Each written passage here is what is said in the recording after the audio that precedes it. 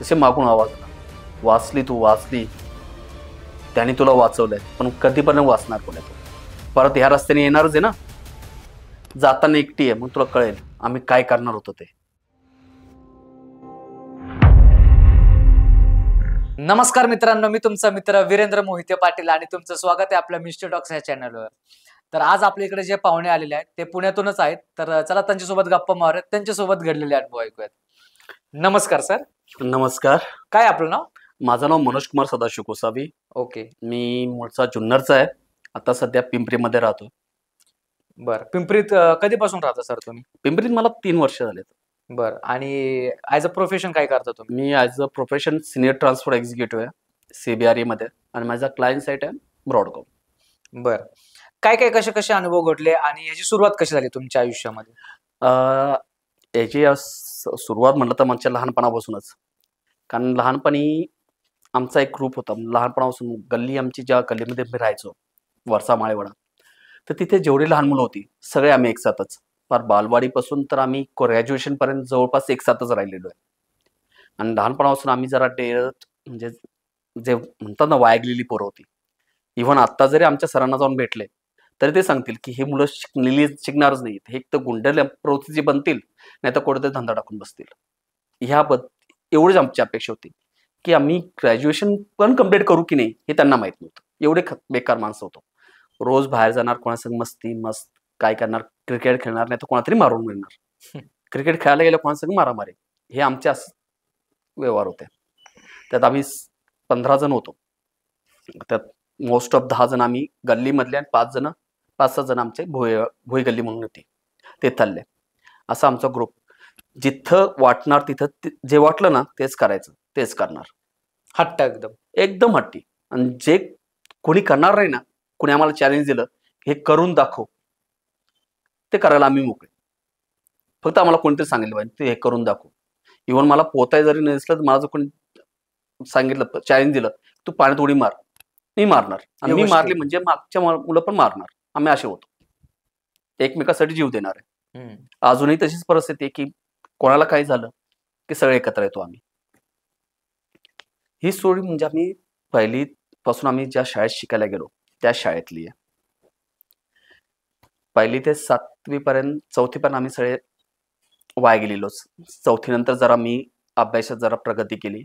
First 3 मध्ये यायला सुरुवात झाली, त्यामुळे मला हुशार मुलामध्ये गणलं जावं लागलं चुकून. बाकीचे आमचे मित्रांमध्ये आम्ही तसेच होतो, बॅक बेंचर्स, सगळे बॅक बेंचर्स. मी मिडल बेंचवर आलो, बाकी सगळे बॅक बेंचरच. आणि लहानपणापासून माझा भाऊ छोटा, तो माझ्याबरोबरच. त्याने बालवाडीपासून तर 11वी पर्यंत मला कधीच सोडला नाही, तो माझ्याबरोबरच. अशी आमची जोडी होती. आणि आमच्या जोडीमध्ये बाकीची मुलं येऊन गेलीत. आता भरपूर जण त्यात वेल सेटेड आहेत, काही जण विदेशात सुद्धा आहेत. म्हणजे आम्ही आमच्या दृष्टीने प्रगती केलेली आहे. तर 7वीला आल्यानंतर आम्हाला वर्ग मिळाला त्या शाळेतला मेहर कोचिंगचा. त्या वर्गात आम्ही बसायचो. आम्हाला सर नवीन आले होते, म्हणजे जरा स्ट्रेटली होते. त्यांच्यामुळे आम्ही थोडंफार इंग्लिश वगैरे म्हणजे फॉरवर्ड झालो. त्या वर्गात बसायचो. आणि कसं होतं, माझ्या छोट्या भावाला आणि एक त्याचा मित्र होता, त्या दोघांनी एक आदत होती की आम्ही शाळेत पहिल्यांदा जाणार, वर्ग आम्हीच खोलणार. आणि जुना वाड्यासारखाच शाळा होती, त्यामुळं त्याला भरपूर खिडक्या होत्या. 15 ते 20 खिडक्या, 15-20 नाही म्हणतात, पण 10च्या पुढे खिडक्या होत्या. आणि 2 दरवाजे, एक त्या साईडला एक साईडला गॅलरीमध्ये. आत येण्यासाठी 2 दरवाजे आणि 2 दादर होते. तेव्हा हे पहिले पळत जायचे 2 जण, आतमध्ये जाऊन खिडक्या वगैरे ओपन करायचे, मग बसायचे. दुसरं कोणालाही तेवढी हिंमत नव्हती की वरती जायचं म्हणून. आम्ही मस्त की 15-16 जण आरामशीर मागे येणार, आम्ही बसणार, इथं बसणार आम्ही सर्वजण. तर 2दा तो गेला होता वरती, 2 जण. एकदा 2 जण वरती गेल्यानंतर त्यांनी दरवाजा खिडक्या चालवायचं एका साईडने सुरू केली. एका साईडने पर्यंत कसे करायचे, 2 जण एका साईड, एक तो त्या साईडचा खोलायचा नाही, ह्या साईडचा खोलायचा. पण त्या दिवशी चुकून 2 जण एका साईडला गेले.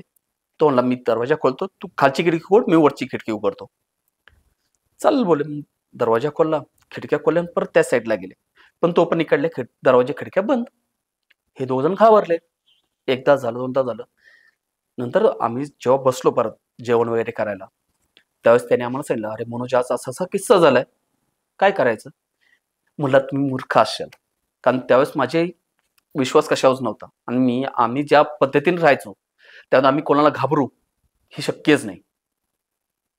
मग आमच्यासमोर मोठा माणूस येऊन द्या, कोणी छोटा येऊन द्या, आम्ही कोणालाच घाबरणार नाही. तर अशा गोष्टींना घाबरण्याचा प्रश्नच येत नव्हता आम्हाला. बरोबर. तो त्याला म्हणलं काही नाही, दुसरा कोणतरी वर्गात गेला असेल, तू एका साईडने बंद करतो त्यांनी दुसऱ्या साईडने बंद करायला सुरुवात केली असेल, तुम्ही खोललेल्या खिडक्या. नाही बोले मनोज, तू शेळकंते गुरुजींच्या वर्गातल्या किस्से तुला माहित नाही. त्या वर्गात गेलो ना, मारामारीचा आवाज येतो किंवा ओरडण्याचा आवाज येतो, मुलं घाबरतात, एकटं कोणीच जात नाही.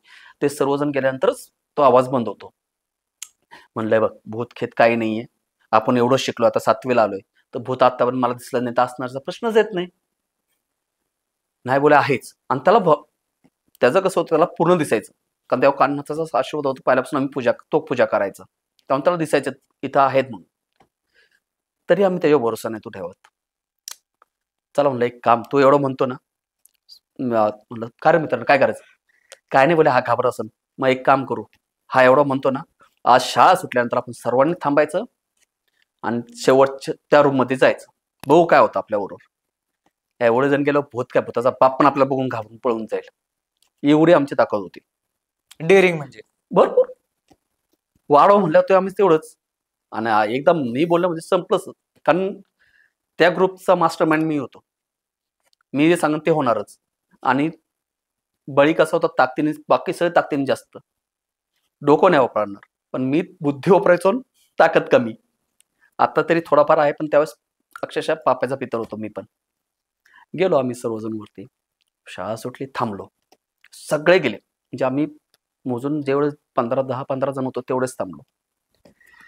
गेलो आतमध्ये, दरवाजाला हात लावायचा म्हणून, म्हणलं चला चा मनुष्य तू पाहायला जायचा. गेलो मी हात लावला, आणि तुम्हाला सांगतो की त्या साईडला पण गॅलरी होती, दादरही होतं, पण ते दादर तुटलेलं होतं आणि पूर्णपणे तो एरिया होता तो ब्लॉक केला होता, म्हणजे कोणी येऊ नये किंवा उतरू नये, मुलं पळून जाऊ नये किंवा मुलांना वरती येता येऊ नये म्हणून. त्यानंतर दादर तुटलेलं आणि बोलणं, त्याहून तिथं कोणी थांबायचा प्रश्न नव्हता येत. मी गेलो, हात लावला, काही झालं नाही. असे प्रत्येक जण येऊन जाऊन करायला सुरुवात केली. शेवटी जो मित्र आहे माझा, तो तिथं गेला आणि त्यांनी हात लावला. हात लावल्याबरोबर जसं ठोकवतात ना आपल्या दरवाजा, एकदम तुम्ही ज्या एखाद्या दुश्मनाच्या घरी जायचं किंवा काय करायचं तेव्हा जोरात ठोकता, त्या ठोकण्याचा आवाज एकदम जोरात यायला लागला, जसं कोणी बाहेरून आतमध्ये यायचा प्रयत्न करतोय. तो आवाज ऐकल्यानंतर आम्ही सर्वजण इतके घाबरलो की पाय लावूनच पळालो तिथून. पुन्हा वर्गात, सर वर्गात होते, क्लासेस होते, त्याहून थांबलो, ते पण जास्त थांबलोच. नंतर आमच्या चौकशी सुरू झाली की आपला एक जण मागे राहिलाय आणि तो काय अजून आला नाही, मग जाणार कोण घ्यायला? आता बाकीचे म्हणले आम्ही एवढा आवाज ऐकल्यानंतर आमची फाटली, आम्ही नाही जाणार बाबा, तुझी ताकद होती ना, तूच बोलला होता तिथं जायचं, तूच जायचं. म्हणलं मी एकटा, मी तर दुसरा काय म्हणलं, अरे तुझ्यासाठी मी आहे ना, आपण दोघं जाऊ, त्याला घेऊनच येऊ. आम्ही गेलो, घेऊन आलो, वर्गात बसलो, तो आमच्या मध्येच बसला. 10 मिनिटं झाल्यानंतर तो जर सुरू झाला की मनोज, माझ्या दप्तरावर कोणतरी नाचतंय. आणि मला सर समोरच, म्हणलं आता सरांसमोर मी ह्याला कसं बोलू काय? त्याला म्हणलं आता गप बस, त्याला म्हणलं गप बस, नाचतो ना, नाचणं बंद कर, गप बस, नाही तो सरला आपल्याला लय मारतील. मला वाटतं हाच बोलतोय, ह्याला काहीतरी भासवायला लागले असेल किंवा ह्याला नाचायचं असेल, त्यामुळे त्याला बोललो नाचू विचू नको, गप बस, सर लय मारतील आपल्याला, त्याला सांग गप बसायला. थोडं 5 मिनिटं परत गप बसला. मनोज, तो आता नागडा नाचतो यार. बापरे, दिसायला लागलं डायरेक्ट ते. त्याला दिसायला लागला की नागडा नाचतोय तो माणूस पूर्णपणे, आणि तो मला म्हणतोय की मनोज तो नागडा नाचतोय. तोपर्यंत मी विश्वास नव्हतो की तो भूताने त्याला पकडले म्हणून, किंवा तो पाहतोय म्हणून. हा, मी अजूनही त्याच मूडमध्ये होतो की ज्या मूडमध्ये स्टार्टिंगला होतो की भूत नसतातच. त्याला सर म्हणलं तो नागडा नाचून, त्याला म्हणा कपडे घालू नये, नागडा नाचू नको, लाज नाही वाटत का त्याला? त्याला वाटलं हा इग्नोर करतोय, मग तो दुसऱ्या मित्राकडे जो मायावर आला त्याला गेला, त्याला तेच सांगतोय. त्याला दुसरं काय सांगतोय की बाबा तो आता दप्तरावर नाही नाचत आहे, तो त्याच्या पुस्तकावर नाचतोय, आणि तोही त्याच मूड मधला माझ्या बरोबरचाच. तो म्हणला अरे नाही काय नाचत, त्याला म्हणा पुस्तक बंद करून टाक, म्हणजे तो दबला जाईल, नाचणारच नाही तुझ्या पुढे. आम्ही दोन त्याला अशीच उडवाउडवीची उत्तर देतोय. हा ना 5-5 मिनिटं झाले का आम्हाला तेच सांगतोय. हं, मग माझी जरा भीती वाटायला सुरुवात झाली, की हा असं काहीतरी बोलायला लागलाय, का ह्याला काहीतरी झालंय. त्याची बहीण आमच्याबरोबर होती. म्हणलं, "विमल अरे हा असा-असा करतोय." तिने त्याला विचारलं. तिने ज्याला विचारायला सुरुवात केली ना, तर हा तिच्याकडे रागाने बघतो. "तू तिथे जाऊन बस. हे दोघं जर मला घेऊन आलेत ना, मी ह्यांच्या संगच बोलणार." 5 तो 5-5 मिनिटाला आम्हाला एक-एक वेगळीच गोष्ट सांगतोय, की "तू मला आता खिंडीत बोलवतोय." म्हणलं, "खिंडीत यायची आपली ताकद नाही. आम्हाला नाही यायचं आत्ता. आम्हाला अभ्यास भरपूर आहे." थोड्या झाला. मग त्यांनी मागणी करायला सुरुवात केली त्या माणसाने. तो म्हणला, "आता तू माझ्याकडे कोंबडी मागतोय मला जाण्यासाठी." तो म्हणतो, "मी सोडायला तयार आहे, पण मला कोंबडी दे. मी जातो इथून." मी अजूनही त्याच मस्करीच्या मूडमध्ये होतो. म्हणलं, "अरे, माझ्याकडे कोंबडीला पैसे नाहीयेत. हां, अंडं देऊ शकतो. अंडं घेणार असेल तर ते लगेच देतो. मी खाली जाऊन घेऊन येतो आणि तुला अंडं देतो. तो अंडं घेऊन निघून जा." तो म्हणतो, "मस्ती करतो काय? त्याला सांग कोंबडी द्यायची असेल कोंबडीच दे. नाहीतर मी ह्याला पण घेऊन जाईन." म्हणलं, "कोणाला?" तो मला घेऊन जायच्या गोष्टी करतोय. म्हणलं, "मी जोपर्यंत तुला कोणी घेऊन जाऊ शकत नाही. आम्ही आहे ना इथं. तुला कोणाची ताकद आहे घेऊन जायची?" नाही. तो आता रागात आहे बोले आणि डोळे-बिळे लाल केलेत, की "मला घेऊन चल. मी तुला घेऊनच जाणार आहे. ह्या माणसाला सांग मला कोंबडी दे, नाहीतर मी तुला घेऊनच जाणार." आणि नंतर अचानक तो जरा व्हायब्रंट नाचायला हेच करायला लागला धिंगाणा, की इकडं-तिकडं फेकायला लागला. आम्ही सरांना सांगितलं, "सर म्हणलं हा काहीतरी वेगळाच करायला लागलाय. ह्याला बघा." सर आले आणि सरांकडे पण रागाने बघतोय. "जा बोले तू. तो माणूस मला घेऊन जाणार आहे. तू कोण? तू काय करणार आहेस?" सर एवढे कडक होते, ते पण घाबरले. ते म्हणले, "एक काम करा, मी यांच्या घरच्यांची चौकशी करतो. त्यांना बोलवतो. तुम्ही ह्याला खाली घेऊन या वर्गात आपल्या मुख्याध्यापकांच्या रूममध्ये या घ्यायला." मग एवढं बोलस्तोवर जेवढे माझ्याबरोबर मित्र आले होते, ते सगळे गायब. ते पळूनच गेले. त्यांना माहिती आहे, ह्याला आता पकडलाय. आपण ह्याच्याबरोबर थांबलो तर आपल्याला पण विकेट लागायला बसली. ह्या दोघांनी कांड्या केल्यात ना, हेच दोघं सांभाळतील. मग त्या मित्रांनी पकडले हात, आम्ही पाय. उचलायला तयार नव्हता कारण त्याला आम्ही दोनदा उचलायचा प्रयत्न केला. मी आणि मित्रांनी. उचलू म्हणलं आणि बाहेर घेऊन जाऊ.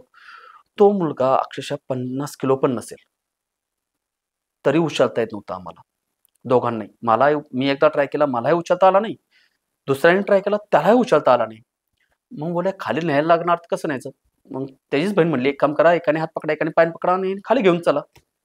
तोपर्यंत माझे घरचे येतीलच." मी हे पाय पकडले आणि त्याने हात. पूर्ण बाहेर निघायचा प्रयत्न केला. दरवाजाच्या बाहेर काढले पाय मी. तो दरवाजा पूर्णपणे जुना असल्यामुळे पूर्ण चौकट होती त्याची. त्या चौकटीवर पायरी तयार केली होती.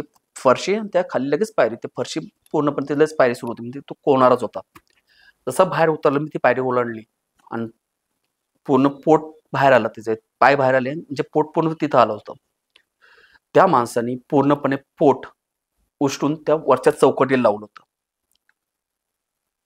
आणि मागच्याच्या हातात हात आणि माझ्या हातात पाय आणि पोट वरच्या चौकटीला.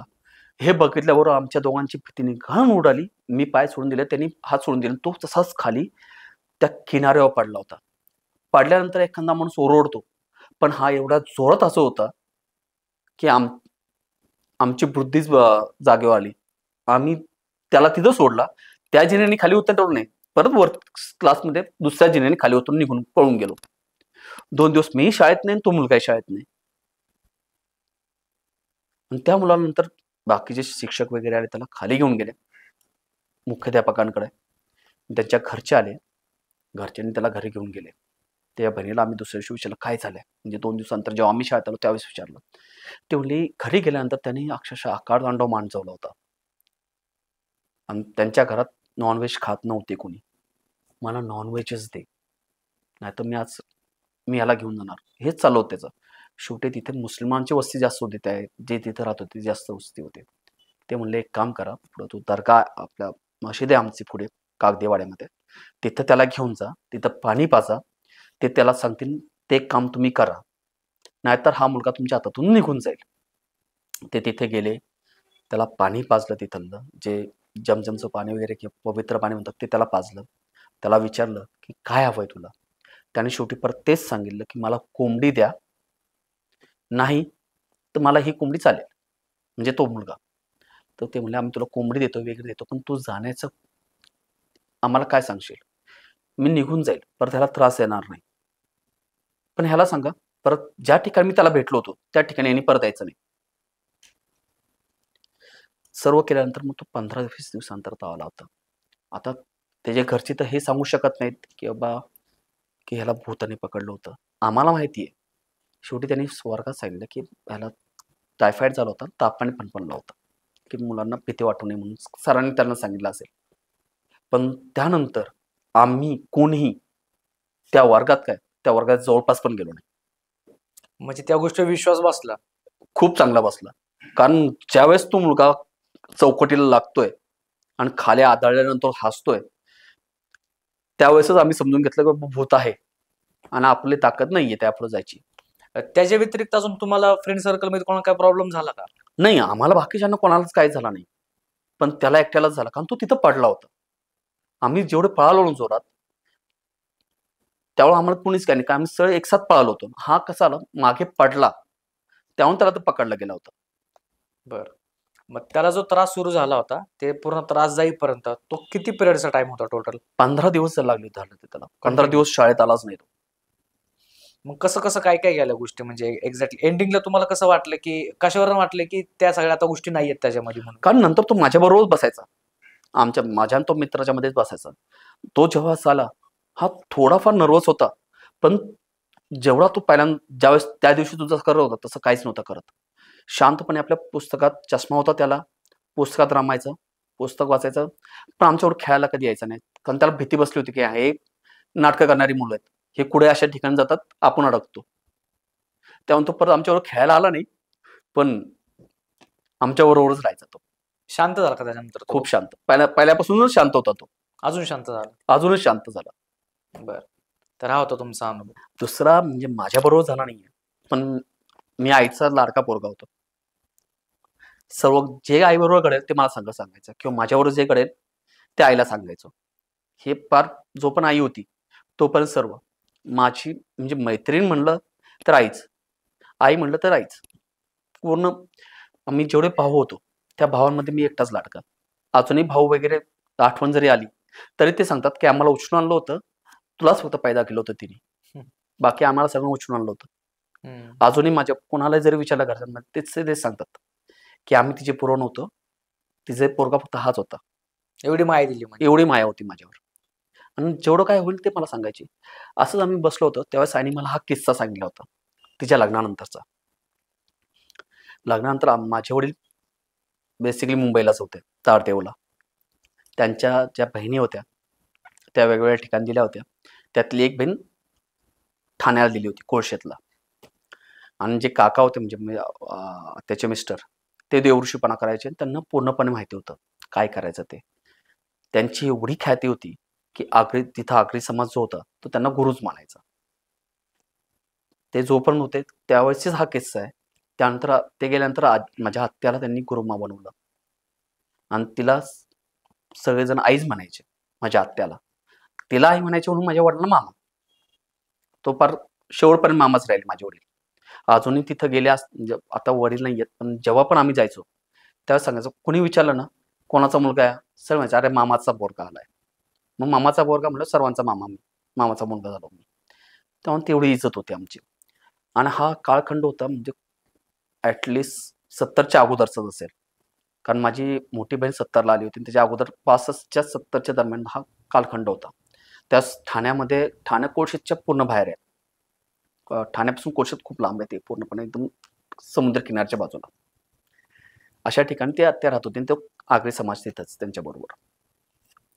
तर माझ्या आईला वडिलांनी बोलवलं होतं मुंबईला म्हणून, कारण आत्याकडे जायचं होतं. तर वडील घ्यायला आले नाही, काका गेले होते.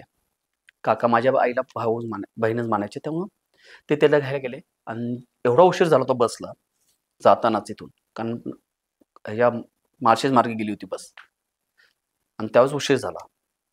त्यामुळे त्यांना बस काय भेटली नाही, रिक्षा त्यावेळेस एवढ्या जास्त नव्हत्या. त्यामुळे ते म्हणले आपण जिथपर्यंत भेटेल तिथपर्यंत चालत रिक्षा बसने जाऊ आणि नंतर तिथून चालत जाऊ. थोड्या अंतरापर्यंत त्यांना बस भेटली, ते त्यांनी सोडलं. तिथून मग ते चालत निघाले कोळशेतकडे. तर तो भाग त्यावेळेस जंगलाचा होता. काका म्हणले, जे का होईल तुला काही जर ऐकायला आलं तरी तिकडे लक्ष द्यायचं नाही, मी जे सांगेन तेच तू करायचं. हे काकाने आधीच आईला सांगून ठेवलं होतं.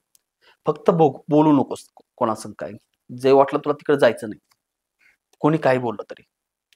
तर जाताना फर्स्ट त्यांना एक माणूस दिसला. तो मस्तपैकी विडी पेत होता.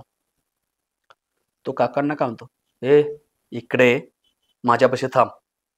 किती चालणार आहे बोले, थोडा दम खाऊन तर जा. तुला सांग, तिला तर दम खायला दे, तिला बसव आणि तू लांब थांब. इथं बसव माझ्यापाशी, मी आहे, तुला जायचं असेल लग्न वगैरे करू नये तू बोले. काका म्हणले, तुला जायचंय ना, तुला जे करायचं ना ते कर, माझ्याकडे येऊ नको, नाही तर मी काय करेन ते तुला माहितीये. आईला वाटलं त्यांचं काहीतरी मित्र वगैरे असतील त्यामुळे बोलले असतील ते. काकाने त्यावेळेस पण तिला सांगितलं नाही की तो अमानवी वस्तू आहे ती म्हणून. गप जा बोले इथून तो. त्यामुळे तो परत काय बोललाच नाही. काका तिथून पुढे आले निघून. थोडं चालले तर एक चूल मांडली होती एका बाईने, आणि त्या चुलीमध्ये ती पाय टाकून बसली होती. बापरे, चूल चालू होती का ती? चालू. तिला आईला आग दिसतेय आणि त्या आगीमध्ये ती पाय टाकून बसली होती. आईने म्हणले, ती बघ ना दादा, ती पाय बघा काय करते, चुलीत पाय टाकून बसलीये. काका तिला हे नाही सांगू शकत की बाबा ती हाडळ आहे, ती पाय टाकूनच बसणार आहे. पाय टाकून बसली, बसून दे आता, थंडीचा दिवस बघ ना किती थंडी वाजते, तिला थंडी वाजते त्यावेळी पाय टाकून बसली असेल. एवढ्या बोलल्यानंतर ती बाई कशी म्हणते, हा थंडी जास्त आहे तेव्हा पाय टाकून बसले बोले, तुला पण थंडी वाजते तर तू येऊन बस. आईला म्हटली, तू येऊन बस शेक. मग तुमचा आईचा आणि त्या बाईचा अंतर केवढं होतं? जास्त नाही, 10-15 फूट, 20-25 फूट असेल. रोडच्या बाजूला बसली होती ती, आणि हे रोडवरून चालले होते. आवाज गेला म्हणजे? आवाज गेला. ये ना बोले, तू येऊन बस, तुला पण शेकायला लागेल, तुला पण थंडी वाजते, तू पण शेक आणि मग जा. त्याला घेऊन नको येऊ, त्याला थंडी वाजत नाही, तू एकटीच आहे, तू बस, थंडी घालव, मग तू पुढे निघून जा. काकंडारे बोलले, तुला काय करायचं ना तू तिथे बसून कर, पाय घाल, नाही तर स्वतः जळ त्या चुलीमध्ये. माझ्या बहिणीला जर तिकडे बोलवलं तर तुला तशीच जाळून टाकेल मी. तर आई म्हणली, तू असं का बोलतोय? अरे काय नाही, ती माहिती आम्हाला, ओळखीची येते त्यामुळे तिला असंच बोलावं लागतं. पुढे गेल्यानंतर परत तोच माणूस असं वेगवेगळ्या अंतरावर तिला तेच दिसायला लागलेत. काका प्रत्येकाला वेगवेगळे उत्तर देत होते. प्रत्येक वेळी आईला तेच जाणवतो की हे थांबवायला बघतात ते. थोडं पुढे गेल्यानंतर गावाची सीमा आली. सीमा जसे ओलांडली, गावात गेलेत, तसे मागून आवाज आला, वाचली तू वाचली, त्याने तुला वाचवलंय, पण कधीपर्यंत वाचणार बोले तो, परत ह्या रस्त्याने येणारच आहे ना, जाताना एकटी आहे, मग तुला कळेल आम्ही काय करणार होतो ते. बापरे. घरी गेल्या काकाने तिला म्हणले, तू बाहेर थांब, पाय धु, मग आतमध्ये. पाय धुतले वगैरे, मग आतमध्ये घेतलं. मग आत्याला विचारलं तिने, काका हा ह्याच दादा असे काय करत होते? त्या माणसाला पण शिव्या दिल्या, त्याला बोलले की तू बस, नाही तुला काय करेन ते सांगता येत नाही, म्हणून काय करेन तुला माहिती म्हणून. आणि त्या बाईला बोलले, तुला ती बाय अशी म्हणली मला, तर तू काय करणार? दादा अशीच बोलले डायरेक्ट, तू पाय घाल, नाही तर तू अख्खी चुलीत जा, पण हिला बोलू नको, जर हिला बोलवली तर तुम्ही तुला चुलीत टाकील, असे का बोलले? मग आत्याने सांगितलं, जो पहिला भेटला होता तो खैस होता, तो तुला बघून तुला घेऊन जायला आला होता. अच्छा. पण हे असल्यामुळे तुला काय ताकद झाली नाही, कारण ह्यांच्याकडे आधीच ताकद आहे. पुढं ती बाई होती ती हाडळ होती, ती पण तुला घ्यायला आली होती, कारण तू नवीन नवरी आहेस, आत्ता तुझे जास्त दिवस झाले नाहीयेत, तेव्हा ते तुला घ्यायला आलेच. त्यांना जाणवतं ओले कोणती नवीन नवरी काय झालं ते, तेव्हा तुला घ्यायला आले होते ते. फक्त नशीब एवढं चांगलं होतं की हे तुझ्या बरोबर होते, तेव्हा तू वाचलीस, नाहीतर तुझा वाचायचा संबंध नव्हता, तुला कधीच घेऊन गेले असते. त्यानंतर आईनी रात्री त्या भागात जायचं टाळूनच दिलं. जायचं असेल ठाण्याने नाही उतरायची, डायरेक्ट तारदेवला आपल्या सासरी, तिथे जाऊन ते उतरायचे. पण ठाण्याला कधीच गेली नाही ती परत लवकर. मग काय त्रास वगैरे झाला का तुमच्या आईला? नाही, आईला त्रास झाला नाही, कारण काका तसे होते, ते पहिल्यापासून देवऋषीपणाच करायचे आगरी कोळ्यांमध्ये, त्यामुळे त्यांच्यामुळे तिला काही त्रास झाला नाही. हा, दुसरं कोणी त्यांच्याबरोबर असतं तर माईला खूप त्रास झाला असता. दोघांना झाला असता. मग 2 त्रास झाला असता. पण हे पॉवरफुल होते त्यांच्यापेक्षा खूपच, काका माझे. कारण त्यांना तिथले भरपूर अनुभव होते. त्यांनी भरपूर जणांना तिथं बरं केलं होतं त्यांच्यापासून. तिथून वाचवलं होतं. कारण तिथले पाटील वगैरे अजूनही माझ्या म्हणजे जो पण आत्या होती, तिथं आईशिवाय काहीच बोलले नाही. तिथं पूजा वगैरे झाली, की पहिलं आईकडे जाणार, तिथं पाया पडणार. तिने सांगितलेला मुहूर्तच ते पाळणार. अजूनपर्यंत ते होतं. तर आत्या पण नाहीये, काका पण नाहीयेत. त्यामुळे ते अधिकार कोणाला मिळाला नाहीये. बरं. तर हे होते तुमचे अनुभव. तर मित्रांनो, हे होते गोस्वामी सरांचे अनुभव आणि अनुभव खूप डेंजर होते. आणि या अनुभवातून तुम्हाला काय काय शिकायला भेटलं नक्की आम्हाला कमेंट करून सांगा.